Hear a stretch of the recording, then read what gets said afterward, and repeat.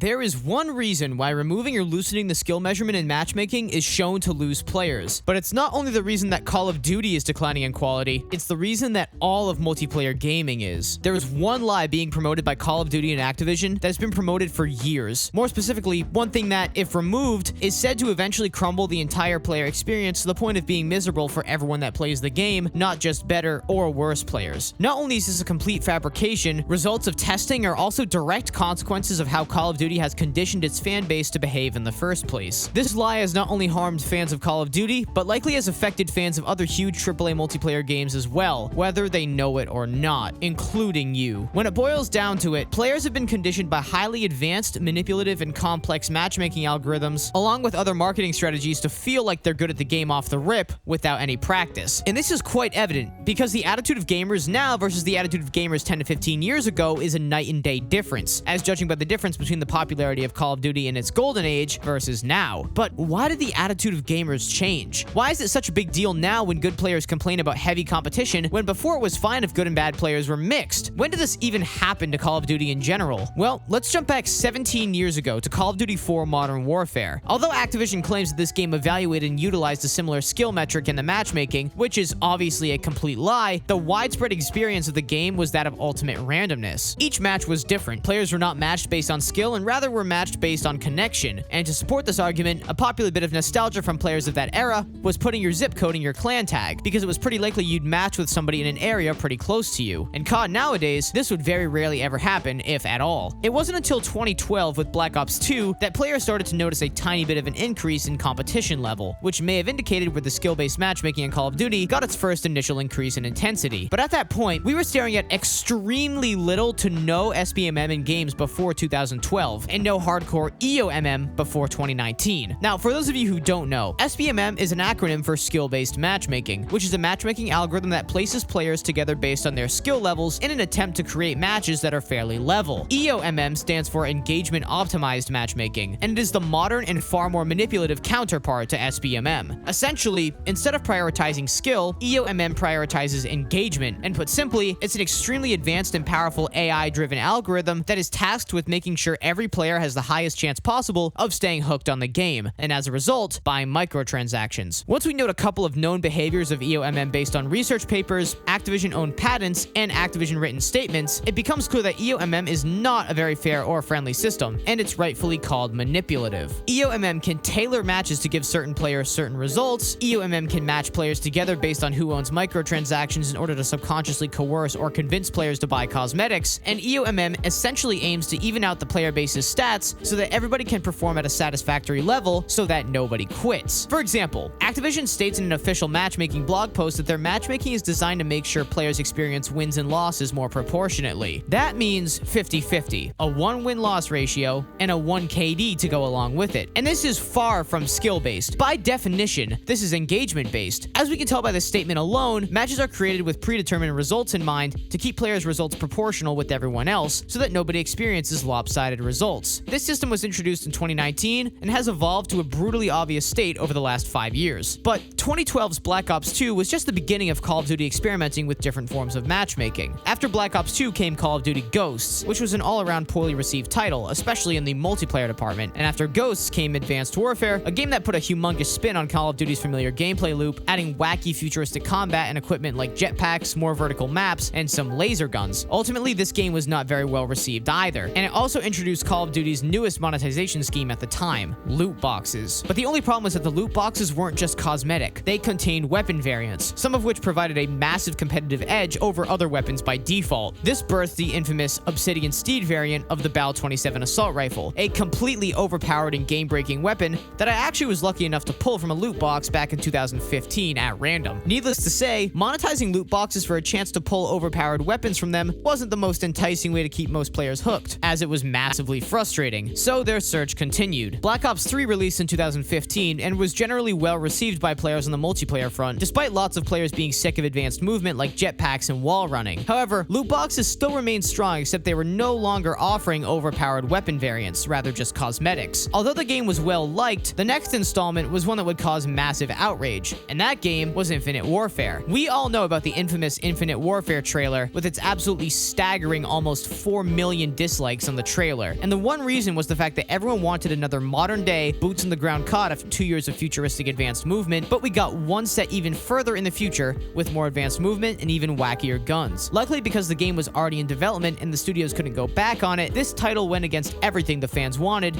and the sales ultimately tanked, despite Activision trying to market a remastered version of Modern Warfare's multiplayer to go along with it. Following that game was World War II, which raised mixed reviews, and then Black Ops 4, which experimented again with operators and certain abilities, which a lot of players didn't like because a lot of the abilities were either cheap or too reminiscent of Overwatch-like gameplay. The ultimate point here is that from Call of Duty's absolute peak in 2012 with Black Ops 2, the franchise started to decline all the way from 2012 to 2018. And it goes without saying that it was because of the monetization schemes, poor design choices that went against the majority of the player base that loves classic COD, and because of the stricter matchmaking as the years went on. Since the game sales were declining, as well as the quality of the games, Activision needed more methods to make money, and as a result, loot boxes and eventually a battle pass and a battle royale mode were developed to keep up with their competitors and to keep their annual sales up. While the quality of a video game is pretty subjective, there is a certain amount of objectivity when it comes to the quality of a COD game, and that standard is upheld by the most popular COD games, namely Modern Warfare's 1, 2, and 3, and Black Ops 1 and 2. These titles define the franchise as what it was always meant to be, a fast-paced, boots-on-the-ground first-person shooter with different objectives to play, with generally small and comprehensive maps that complemented the faster gameplay loop. Games like Ghosts, Black Ops 3, and Advanced and Infinite Warfare all went against these core fundamentals of what defined COD, with Ghosts being too tactical and slow, and all the others possessing jetpacks, larger, more vertical maps, and ultimately frustrating monetization schemes that in Advanced Warfare's case were literally game-breaking pay-to-win models. Long story short, games that are boots on the ground with smaller 3-lane maps that are fast-paced are generally regarded as the best Call of Duty games. Loot boxes and reinventing the wheel when it came to classic beloved gameplay didn't help with player retention, and so they decided to completely revamp the formula. This is where EOMM in modern game design kicks in.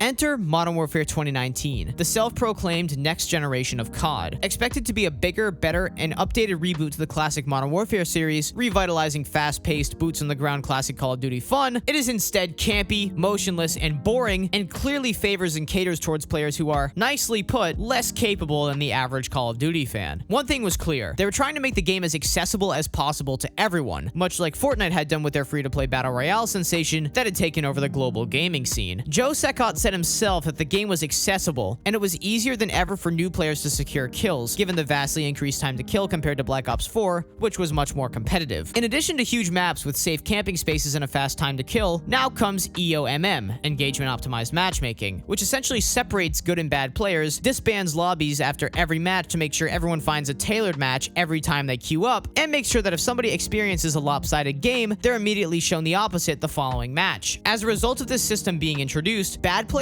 are now used to performing better than they actually should because of EOMM protecting them, and a game that is intentionally designed to be catered towards them. And this kind of system didn't just last one game, and it certainly didn't stay the same. Over the next 5 years, with MW 2019, Cold War, Vanguard, MW2, and MW3, the EOMM algorithm has gotten blatantly worse, more advanced, and is even rumored to have AI as the driving force behind it. Every game is personalized to you to sell microtransactions, and the purpose of COD's matchmaking is to make sure that as few people quit as possible and as many microtransactions are sold as possible. Fairness and true competition are tossed out the window for money. EOMM has clearly evolved since Modern Warfare 2019, becoming its most fleshed out and overbearing iteration ever seen in Modern Warfare 3, and dare I say, the most aggressive form of matchmaking in any video game ever conceived. But these more casual players have now been conditioned to perform like they're not that bad, even though technically they should be performing poorer than average given an actually fair, non-tailored match. And this creates a problem. Now, although even some players are pretty bad at the game, they've been used to not being challenged,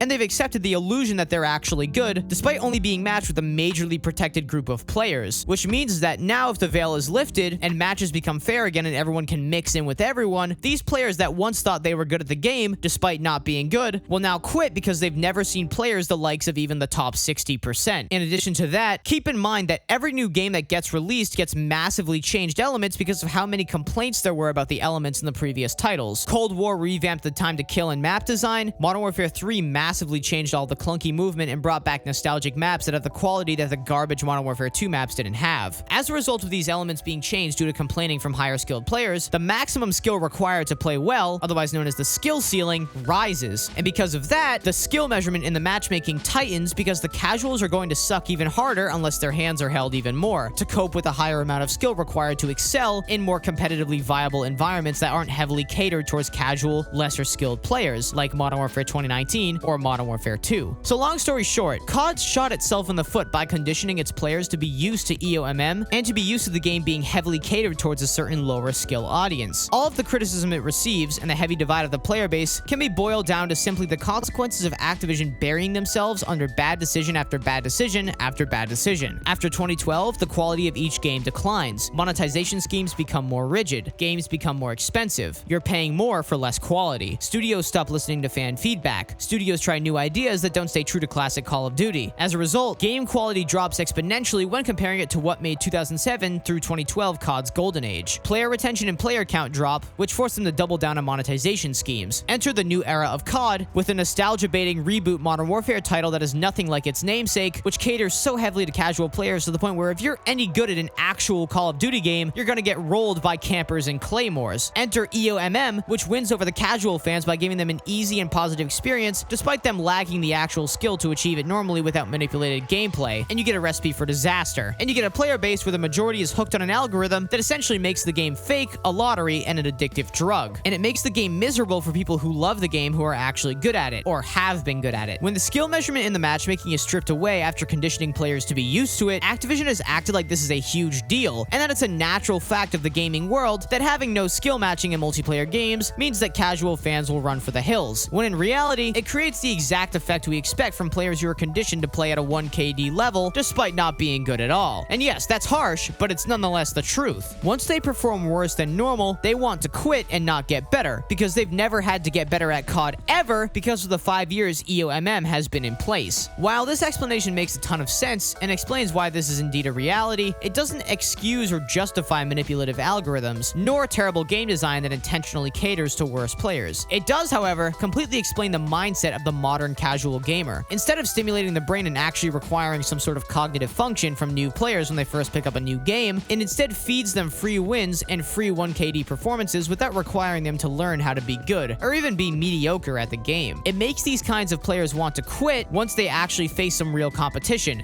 because of how much they've been handheld by a super advanced algorithm designed to keep them engaged and make them think they're better than they actually are. By addicting players to the algorithm and not the game, because the quality and the design choices of every new COD game have been extremely questionable, Activision cannot afford to take away these systems now, and they're forced to do damage control by trying to gaslight us into thinking that the system is the best for the franchise across the board by writing extensive research papers about how we're wrong and they're right, even though they can't answer a simple question without dodging it. Why not just straight out deny skill-based damage and hit reg? Why say that the matchmaking doesn't affect damage and hit reg? You'd do better just denying it and saying it's not in the game. But instead, they can't even deal with these simple questions without dodging them entirely, because they're cheating their fan base harder than any game in history. Because Activision has done this themselves, there's no justification for their research, because these results that support their side of the argument were literally controlled by them over the course of 5 years. Saying that across the board, SBMM or EOMM is a better thing for gaming as a whole is a terrible statement, because before EOMM and SBMM were a thing, gamers were fine. Multiplayer games were thriving, and games lasted years before they died out. Nobody quit COD, nobody refused to buy COD that year, and everything was dandy. But once games started getting greedy, started trying to go really outside the box, and tried to garner the most money possible, everything went downhill. The organic experience of classic CODs are now overshadowed by the blatantly manipulative and greedy systems we see in place today. Now that the the modern player has been psyoped into this state by modern matchmaking, the state in which they can't handle losing, and they can't handle a game against real, legitimate, and random competition based on ping alone, we now have a distorted environment where everyone suddenly wants to perform equally when that's clearly not how competition works, and it's clearly unfair towards better players whose superior skill sets should allow them to outperform their inferiors, and players who are worse clearly need to do some improving before they can actually break even. Call of Duty did it to themselves, which is why it's not a good explanation to justify the consequences of their own actions to their own player base. Don't let them gaslight you. Let's keep on fighting to get gaming back to normal. But that's all I've got for now. I'm gonna have a field day with this skill paper.